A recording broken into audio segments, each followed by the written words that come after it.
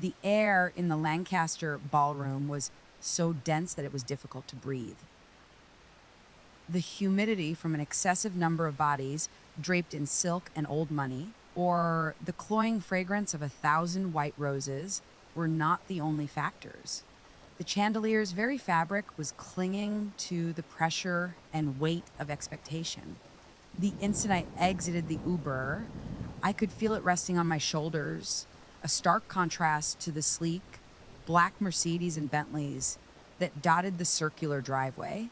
I abruptly felt as though my navy blue dress, which was both simple and elegant, was a cheap costume that I had purchased on sale. I had not entered this residence for 3 years. It had been 3 years since I informed my father, Charles Lancaster, that his plan for my life, marriage me to the son of a business associate in order to facilitate a merger, appeared to be more of a transaction than a strategy. He had not been fond of that. Eleanor, my mother, had referred to me as ungrateful. Ryan, my sibling, had referred to me as a fool. I had exited with only my car keys and a checking account that would be depleted by the following morning. Lancaster Enterprises' annual gala was held tonight to commemorate another year of market dominance. Additionally, my father celebrated his 60th birthday. Perhaps, just maybe, enough time had passed, a small, naive part of me, the part that still remembered piggyback rides and bedtime stories. I had sent a straightforward, sincere birthday card. I did not anticipate receiving a response, and I did not receive one. However, silence did not constitute an explicit rejection. Correct. Hope is a foolish and obstinate entity.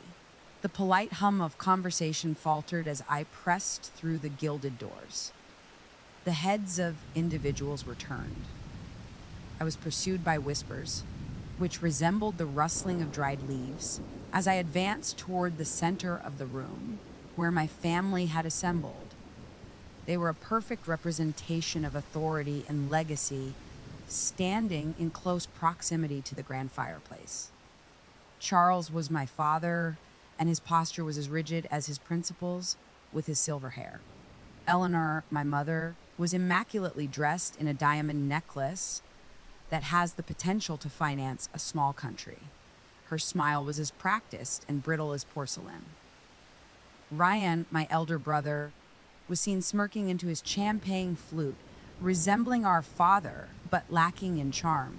The circle of admirers surrounding them dispersed in a manner reminiscent of the Red Sea as I approached. Ryan was the first to observe me. His smirk expanded into a scowl. Well, look what the cat brought in. I was under the impression that we had fumigated this location. My father's eyes, as frigid and gray as a winter sky, fell upon me. There was no tenderness or flicker of recognition, nothing more than frost. Evelyn, he said, his voice low and threatening. What are you doing here? You were not invited. I stammered, my fortitude ebbing away under his gaze. I know, I said. I would like to extend my warmest birthday wishes to you in person. It is your birthday. My mother's ladder was brief and incisive. She gestured vaguely at the crowd. In person. Darling, you forfeited the privilege of in person when you determined that your personal feelings were more significant than the future of this family. Are you aware of the amount of embarrassment you caused? We were compelled to inform everyone that you had embarked on a extended trip to locate yourself, as if you had a self to locate. The words were like minuscule sharp cuts. The guests in our vicinity were attentively listening, their eyes sparkling with the excitement of high society drama. I could detect a searing sensation in my face. I did not intend to incite a disturbance. I stated, endeavoring to maintain my composure. I simply wanted to express my thoughts. Charles interrupted me, his voice erupting, and stated, "What you want is irrelevant." The few remaining conversations were silenced as it propagated throughout the ballroom. He advanced, a general addressing a renegade. You are no longer a Lancaster. You made your decision 3 years ago. To us, you are a stranger. You are nothing. My heart pounded against my ribcage. I had anticipated a harshness, but the public execution was an entirely different experience. Ryan, the consummate opportunist, raised his glass. His voice was resonant with malicious delight as he declared a toast unto the genuine family and to the official final removal of the dead weight. But a few individuals in the audience chuckled uncomfortably. Ryan emptied his glass, fixed his gaze on mine, and challenged me to respond. The humiliation was a visceral experience, a hot wave that threatened to submerge me. I gazed from my brother's triumphant expression to my mother's dismissive expression, and ultimately to my father. I was in quest of something, anything, a crack in the facade, a hint of the man who once taught me how to ride a bike. I was unable to locate anything. For us, my father said, his voice flat and final, like a judge passing sentence. You are already dead. That concluded the matter. The marble floor shattered the hope I had foolishly brought with me. There was nothing more to say. I turned around, the whispers now a roar in my ears, and walked out of the house, leaving the specter of Evelyn Lancaster behind me. For the first time, tears streamed down my face as the frigid night air struck me. Not tears of sorrow, but sobs of fury. They had interred me. They were unaware that I was a germ. I did not merely depart from the Lancaster mansion that evening, I also left a portion of my identity behind. The girl who sought their approval, the daughter who yearns for a father's affection, and the sister who recollected shared childhood secrets. She perished in that ballroom. Something new, something steely and sharp, was in her place, forged in the crucible of public humiliation. The initial months were a unique form of torment. As anticipated, the bank account was blocked. My credit accounts were terminated. I had been systematically removed from the financial world that my father governed, in addition to the family portrait. The family company registered the vehicle I used, which was a graduation gift. 2 men in suits discovered it parked outside the budget motel where I was lodging a week after the party and repossessed it. I was effectively destitute and officially on foot. I sold the sole item of value I possessed, an exquisite gold locket that my grandmother had given me for a few $100s. It was sufficient to purchase a bus ticket to a metropolis outside of the city and a few weeks' supply of instant noodles. I found myself in a town that I had never heard of, a location where the name Lancaster held no significance. For a period of time, my address was a 2004 Toyota Camry that I acquired for $500. The glove compartment served as my larder, and the driver's seat served as my bed. I discovered that gas station bathrooms contain an unexpected quantity of counter space, and that it is possible to prepare a satisfactory meal using complimentary condiment packets. I accepted any position that was available. I was employed as a waitress at a diner known as a Greasy Spoon, where the chef was known to throw spatulas. I scrubbed away the grime that had been left by the lives of strangers in motel accommodations. I stocked shelves at a grocery store during the night shift, and my body was atching with a profound fatigue that felt as though it had settled in my bones. The memory of that party would reverberate in my mind as I attempted to fall asleep in the cramped quarters of my vehicle each night. Ryan's smirk, the laughter of my mother. My father's final, damning remarks were, "You are already deceased." The humiliation persisted. It was infected. It was consumed by fire. And gradually it transformed into propellant. I was not merely going to endure.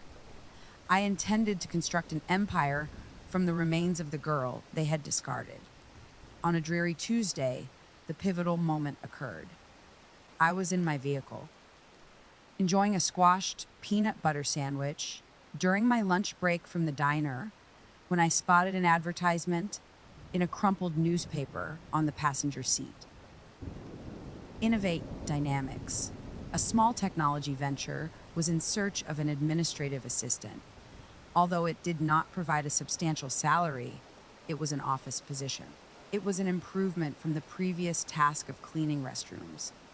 The office was a confined, dusty area located above a laundromat, and the team was composed of 3 engineers who were exhausted and possessed the ability to write code, but lacked the knowledge necessary to manage a business. The organization was experiencing financial losses. Their revolutionary data management software was ingenious. However, they were unable to market, sell, or even adequately explain it to potential investors. Because I was the sole individual who attended the interview, they employed me. My initial responsibilities included the preparation of coffee and the responding of telephones. However, I began to pay attention. I review each email and document. My evenings were spent in the library, where I devoured books on contract negotiation, business strategy, and marketing. The skills that my father had insisted I acquire, not for my own career, but to be a suitable wife to a businessman, were all present, albeit dormant. I initiated the process of reawakening them. I revised their sales presentations. Utilizing a complimentary online template, I overhauled their website. Initially, my voice was trembling as I made unsolicited calls to potential clients. However, it became more resilient with each rejection. I located a small local investor and, utilizing the negotiation strategies I had previously studied, obtained sufficient funding to sustain us for an additional 6 months.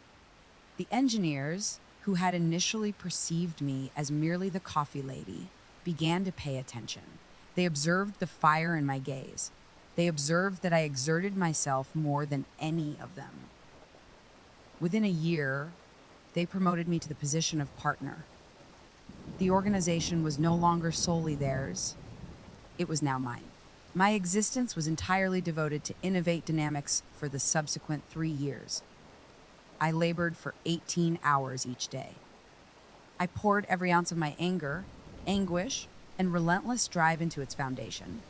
I acquired the ability to inspire loyalty in my team, identify a competitor's strategy's vulnerability, and be ruthless in a negotiation. We transitioned from a 3-person operation located above a laundromat to a 50-person team in a modern downtown office. Additionally, I generated revenue, a greater sum of money than I had ever anticipated. I refrained from purchasing designer clothing or high-end automobiles. I resided in a modest accommodation and operated a dependable sedan. Every unused dollar was either reinvested, saved, or utilized to acquire lesser companies, thereby absorbing their technology and talent. One day, my financial advisor contacted me. He addressed me as Evelyn, his voice slightly trembling. We have recently finalized the acquisition. Presently, I am reviewing your portfolio. Are you aware of your net worth? I stated, approximately, as I examined a marketing proposal. It is precisely $10 million. I terminated the conversation and gazed out the window of my office, where I observed the city horizon. $10 million. I had constructed this, not with the Lancaster name, not with their connections, and not with their blood money. I had constructed it with my own hands, motivated by their rejection. My countenance was gradually illuminated by a gentle smile. Evelyn Lancaster's apparition was absent. It was time for the woman who had assumed her position to return home. The forthcoming week marked the annual Lancaster Gala. This time, I extended an invitation that was entirely my own. They were altered by the year, but not in the manner that one might anticipate. They appeared to be elderly and more fatigued. Their empire appeared to be exerting an increasing amount of pressure on them. I had, of course, been apprised of the business news. Lancaster Enterprises was stable, but it was also stagnant. A dinosaur, they were too arrogant to adjust to a world that was evolving. I exercised caution when selecting my entrance. Unfortunately, I neglected to appear beforehand. I waited until the party was in full flow and the ballroom was abuzz with the same important conversation as the previous year. I arrived in a custom-built midnight blue Rolls-Royce Ghost, and the engine was a silent, deadly murmur. This was not an Uber. The valet's eyes widened as I emerged. This time, my dress was not on sale. A couture gown of scintillating silver silk that adhered to my body like a second skin, it was both elegant and formidable. A platinum chain encircled my neck, showcasing a single, immaculate diamond. Although it was not as extensive as my mother's extravagant collection, it was considerably more valuable. A statement was made. The reception to my arrival was even more delightful than I had anticipated. This time, the murmurs were not merely inquisitive, they were stunned. I observed individuals who had previously averted their gaze last year now gazing openly with their mouths slightly parted. I traversed the multitude with a self-assurance that I had acquired rather than inherited. I discovered them in the same location, by the grand fireplace, as if they were preserved in time. Ryan's face was already slightly flushed as he held a tumbler of whiskey. My mother was adjusting my father's tie as a sign of proprietorship. "Evelyn," my father said. His expression of surprise was a modest triumph. He was unable to conceal it. "What is this?" "Good evening, Father," I said, my voice remaining composed and tranquil. Ryan and my mother caught my eye. "Mother, you all appear to be in good health." Ryan snorted, regaining his confidence. "What are you doing here? Did you come to beg for leftovers again?" "I told you." I interrupted, my eyes fixated on my father, and stated, "I am not here for scraps." I extracted a check from my compact, diamond-studded pocketbook. I carefully unfolded it and deposited it on the marble top table adjacent to them. My father briefly examined it. He shrank his pupils. Afterward, they expanded.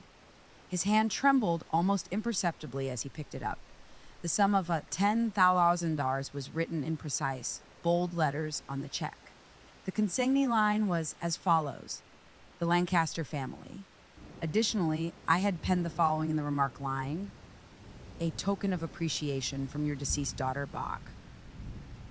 Absolute silence enveloped us. Almost everyone in the party appeared to be holding their breath. Ryan struggled to retrieve the check, stammering, "What is this joke?" I relocated it beyond his reach. "It is not a joke," I stated with composure. "Good as a donation. I have heard that things have been a bit tight. Please consider it a thank you." For the motivation, my mother ultimately discovered her voice, which was characterized by a high-pitched, straining quality. "Where did you acquire this? Did you marry a wealthy elderly man? Did you deceive someone?" I nearly burst out laughing. It was so flawlessly, predictably them. They were unable to envision a scenario in which I could accomplish something independently. "I did not marry anyone, Mother." I earned it, but to substantiate my assertion, I extracted the second item from my clutch, a creased copy of the most recent issue of Forbes magazine. I positioned it adjacent to the check on the table. I was depicted on the cover. The photograph was captured in my office with the city skyline in the background and me leaning against my workstation. I appeared to be in complete control, confident, and formidable. The headline read EVLY or EDTH 10 million dollar PN exposio beltn EMPUFRM ASS. I had adopted my grandmother's maiden name, read when I departed. Lancaster was a trademark that I no longer owned. Or so they believed. My father gazed at the magazine, then briefly returned to the check, and finally back at me. His visage was devoid of color. For the first time in my life, I observed something other than disappointment or wrath in his eyes confusion. He was unable to comprehend it. Forbes featured his daughter, whom he declared to be dead weight, on its cover. Eleanor's demeanor underwent an immediate transformation. The hard, brittle exterior shattered, and a sickly sweet smile replaced it. She hastened forward, placing her hand on my arm. Her touch was akin to cold. She cooed, Wow. "Evelyn, darling, we were simply testing you, encouraging you to be your best self. We are incredibly proud of you." It was almost breathtaking to witness the hypocrisy, which was so flagrant and shameless. "Am I proud?" I inquired, releasing my arm. "You are not proud of me, you are proud of this," I said as I touched the check. "You take pride in the money. Let us not pretend that this is a joyful family reunion. You humiliated me in this room and threw me away because I refused to be a pawn in your business deal. The only thing that has changed between then and now is my bank account." Bah. Ryan, however, was not prepared to relinquish his position. "She is lying. She is a cheater. There is no way she could have done this. She likely stole the idea from someone." My voice was saturated with false sympathy as I said, "It's all there in the article, Ryan. Please feel at liberty to peruse it. It provides a comprehensive account of my ascent from sleeping in my car to establishing my company, Innovate Dynamics, from the ground up." Then I struck the final strike, the genuine purpose for my presence. You see, Innovate Dynamics has been performing exceptionally well. In fact, we have been making some acquisitions. I hesitated, allowing the tension to accumulate. I gazed directly at my father. "I have been quietly and discreetly purchasing shares of Lancaster Enterprises through a series of shell corporations for the past 6 months. It has become apparent that a significant number of investors are willing to sell when a company is stagnating." Charles's complexion was marked by a lifeless appearance. He comprehended. He was fully aware of the direction in which this was headed. I continued, my voice clear and steady, resonating in the silent ballroom. "As of 4 o'clock yesterday afternoon, I acquired a 51% stake in Lancaster Enterprises. This means, Father, that the company you built, the legacy you hold so dear, it's mine now. I am the majority shareholder." I gave him a cold, empty smile. "Work for me." The crowd's collective gasp was my appreciation. My father's expression of complete despair was my standing ovation. Ryan appeared as though he was about to become ill. My mother's painted smile was frozen in a rictus of horror as she simply gazed at me. The celebration had concluded. My celebration was just commencing. The aftermath of my announcement was disorderly. The guests began to depart in droves, whispering enthusiastically among themselves, as they sensed the seismic shift in power. The Lancaster Gala had concluded, and the legend of Evelyn Raid had commenced. I remained in place, awaiting the room to empty, resulting in the 4 of us remaining in the vast, silent ballroom, the ruins of their idyllic evening.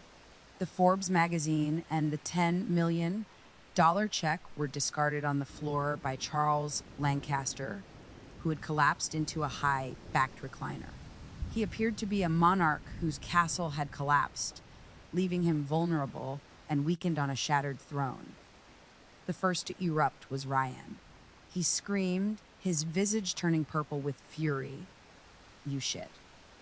He charged toward me, his hands extended as if to choke me. I did not even react.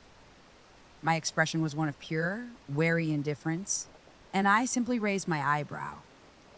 "Security," I said, my voice remaining tranquil and low, despite the fact that no one was present to hear me. The tone alone was sufficient to cause him to halt in mid-step. "Ryan, refrain from being a clichea. It is unworthy of you." You did not steal this company. I acquired it. It is referred to as capitalism, and father instructed me on its principles. Remember, this was my birthright, he exclaimed, gesturing frantically. You have stolen my life.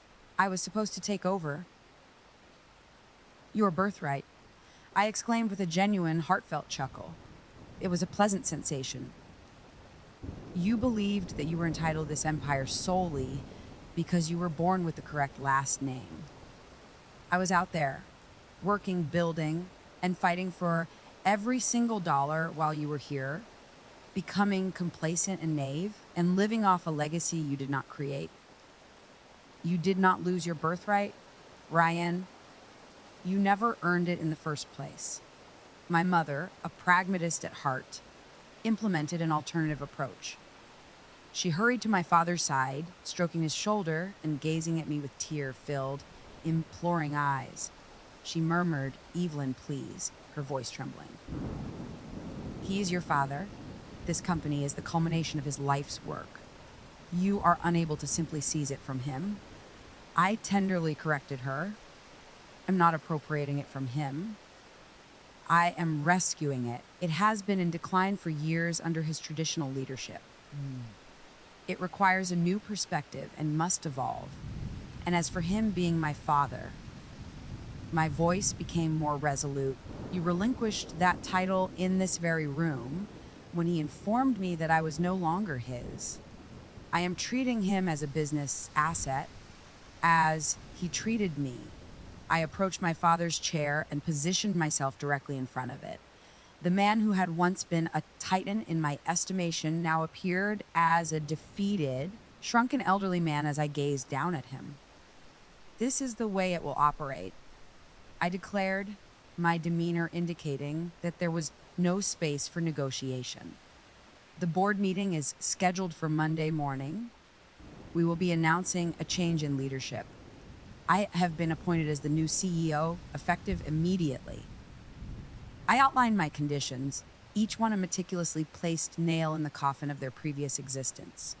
You, father, will be granted the honorary title of Chairman Emeritus. This title is devoid of any power, authority, or influence over the daily operations. You will retain your office as a gesture of goodwill, but your decisions will be rendered irrelevant. You are a mere figurehead, a relic. He trembled, but he refrained from speaking. Ryan, I addressed my brother, who was observing me with eyes that were filled with a fervent animosity. You have been terminated from all executive positions. Your company credit cards will be canceled by midnight, and you are required to vacate your office by the end of the day tomorrow. In accordance with company policy, a severance package will be provided to you, however, it will be inadequate. He bellowed, "You are unable to do this." I replied uncomfortably, "I have the capacity to do so. You are a liability. Your sole talent is the expenditure of money that you did not earn, and you are arrogant and lazy." Ultimately, I gazed at my mother. Silent tears were now trailing through her flawless makeup as she wept now. I said, "And you, mother?" My voice softening almost imperceptibly. "You are presented with a decision. You may remain in this residence and continue to lead this lifestyle. Your allowance will be adjusted, but you will be at ease. Alternatively, if you are sincere in your desire to establish a relationship with the daughter you abandoned, my door is open. However, this will be contingent upon my approval. No more deception, no more coercion. The decision is yours." I allowed the terms to linger in the air, creating a dense, oppressive silence. After having taken everything, I subsequently offered them a portion of it, which I had refashioned in my own image. We were all aware that it was a callous act of mercy. Finally, Charles Lancaster gazed upward at me after what seemed like an eternity. His eyes were devoid of the conflict. There was only the lifeless, bitter aftertaste of defeat. In a murmur, he replied, "Wes, Evelyn," his voice raspy. Consent to your terms. He had finally addressed me by my given name. It was the first time in 3 years. However, it lacked sincerity and affection. The sound of surrender was audible. A pointed, clinical gesture, I nodded once. Very well. I will see you at the board meeting on Monday. My heels clicked purposefully on the marble floor as I turned and walked away. I did not retrace my steps. I did not experience the triumphant elation that I had anticipated as I emerged into the cold, dark night. I did not experience pleasure that was fueled by vengeance. I simply experienced a sense of liberation. The burden of their approval, which I had not even realized I was still bearing, was finally and irrevocably lifted. I was no longer Charles Lancaster's spurned daughter. My name was Evelyn Reed, and my narrative was just commencing. The news of the hostile acquisition of Lancaster Enterprises by an unknown entity named Innovate Dynamics, which is led by the long-lost daughter Evelyn, was a nuclear bomb in the business world. The narrative was too compelling to resist the prodigal daughter, who was banished and left for dead, returns as a self-made millionaire to claim her family's estate. I emerged as an overnight sensation, a representation of righteous wrath and resilience. My tale was recounted and rattled on news channels and podcasts, and my image was featured in every business journal. I was the Avenger, the Phoenix, the woman who had brought a monarch to his knees. I was a tornado within the organization. I reorganized departments, promoted underutilized talent, and eliminated unnecessary personnel, including a significant number of Ryan's ineffective acquaintances who held executive positions that were of no consequence. I implemented the agile, forward-thinking strategies that I had acquired at Innovate Dynamics. Lancaster Enterprises, which has since been rebranded as Reed Lancaster Holdings, experienced its first stock price increase in 5 years within a 6-month period. I was respected, expeditious, and ruthless. Their legacy had been preserved from their own arrogance. My family, or what remained of it, was irreparably divided. My father, in accordance with my expectations, became a phantom within his own workplace. He would arrive at his former office, sit at his workstation, and gaze out the window. In a matter of months, he aged by a decade. One day, during a press conference to announce our quarterly profitability, a reporter inquired about his emotional response to his daughter's success. She is a better leader than I ever was. She earned this. His expression was a mask of weary resignation as he gazed into the camera. It was not an apology, not really. However, it was a public acknowledgement, a surrender. I had never anticipated receiving nearly as much from him. Ryan's departure was not a tranquil one. He attempted to physically assault me. He endeavored to mobilize the board members against me. However, they were more loyal to the increasing stock prices than to the affluent son of the former monarch. He filed a lawsuit against me, asserting that I had acquired the company through fraudulent means. The most exceptional legal team that money could buy, my legal team, decimated his case in court. He gradually sank into social and financial devastation by burning through his severance package on legal fees and taking out loans he was unable to repay. He was ensnared in debt and resentment, residing in a modest, rented apartment at the time of my last communication. He was precisely where he was entitled to be. To my astonishment, my mother selected me. She arrived at my residence without announcement a few weeks after the takeover. She was not donning her customary designer attire or diamonds. She appeared diminutive and apprehensive. She informed me that she was departing from my father. She stated that she had been Eleanor Lancaster, the wife of a prominent man, for 30 years, but she had forgotten how to be simply Eleanor. She inquired whether we would like to have coffee. It was not a miraculous solution. The years of neglect and malice did not simply vanish. However, it was a beginning. We commenced a slow, uneasy dance of acquaintance, not as a mother and discarded daughter, but as two women who were attempting to navigate their lives. I returned to the Lancaster residence for the final time a year after that fateful night at the gala. I discovered my father in his study, where he was surrounded by mementos of his former success. The residence was being sold, moving to a lesser residence, which he referred to as retirement home, was his intention. Standing in the doorway, I informed him, I will not be returning. It was not an indictment. It was a statement of fact. I was currently living in a different place. He gingerly nodded. He stated, I am aware, without addressing me. Evelyn, He faltered, unable to articulate the words. It was unnecessary for him to do so. I was already aware. He was never seen again after I left him there. My empire expanded steadily, not on the basis of a name, but rather on the foundation of hard work, merit, and an unyielding determination. In order to assist youthful entrepreneurs who, like myself, had been spurned and were compelled to begin from scratch, I established a foundation. I would not leave a legacy of inherited prosperity. Rather, it would be one of earned success. A letter arrived at my office a few months later. The handwriting was unmistakably my father's, albeit unsteady. It was initiated by me. It consisted of only 2 sentences. You were correct.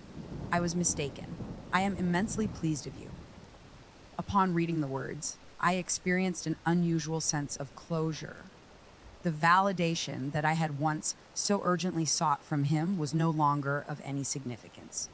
I did not require his arrogance. I had one of my own. Even so, it marked the conclusion of that chapter in my life. A door that I had long since traversed quietly and tranquilly closed. I folded the letter, stowed it in a drawer, and resumed my work as Evelyn Reid, the woman who constructed her own throne, rather than as Evelyn Lancaster, the forgotten daughter.